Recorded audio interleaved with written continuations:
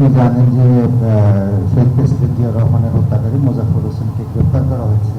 তো আসলে তার সঙ্গে কারা কারা জড়িত ছিল এই বিষয়গুলো অধিকতর তদন্তের জন্য ফৌজদারি কোনো মামলা করার সুযোগ রয়েছে কিনা বা অধিকতর তদন্তের কোনো চিন্তা ভাবনা আপনারা করছেন কিনা স্বরাষ্ট্র মন্ত্রণালয়ের পক্ষ থেকে? মেজর অবসরপ্রাপ্ত মুজাফফর নামে যে আসামিকে গ্রেফতার করা হয়েছে তার অন্যান্য সহযোগীদের যে বিচার সেটা সামরিক আদালতে হয়েছে তখনকার সময়ে। সেখানে কিছু ফাইন্ডিংস আছে। তিনি পলাতক ছিলেন, দীর্ঘদিন ভিন্ন নাম ধারণ করে পার্শ্ববর্তী দেশে পলাতক ছিলেন। এখানে আসার পরে আমরা যখন জানতে পেরেছি আমাদের গোয়েন্দা সংস্থার ইনফরমেশনের ভিত্তিতে তাকে আমরা গ্রেফতার করে সেনা আইনে বিচার করার জন্য আমরা সেনাবাহিনীর কাছে হস্তান্তর করেছি।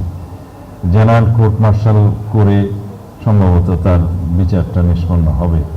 আগে যারা একই মামলায় শহীদ রাষ্ট্রপতি জিয়া রহমানের হত্যা মামলায় কনভিক্টেড হয়েছে বা এক্সিকিউটেড হয়েছে, সেই রায় অনুসারে তার মধ্যে তার বিষয়ে কোনো ফাইন্ডিংস আসে কিনা সেটা সেই জেনারেল কোর্ট মার্শাল দেখবে সেই আইনে। এখানে আমাদের সিভিল লতে তাকে এখন আবার মামলায় অন্তর্ভুক্ত করাটা কতটা আইনসম্মত হবে সেটা তখন দেখা যাবে, এখন না।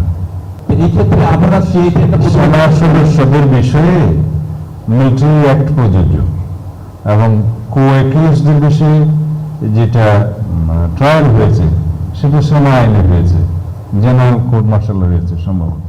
সে একই ব্যক্তি, একই কো-অ্যাকিউজ, সে পলাতক ছিলেন তিনি, তাকে ধরা হয়েছে এবং আমরা সেনাবাহিনীর কাছে হস্তান্তর করেছি। তারা তাদের বিধি মোতাবেক জেনারেল কোর্ট মার্শাল গঠন করে সে বিষয়ে ব্যবস্থা নেবেন। যদি সিভিল কোর্টের কোনো বিষয় থাকে আইনানুগভাবে সেটা তখন পরীক্ষা নিরীক্ষা করে তারা বলবে।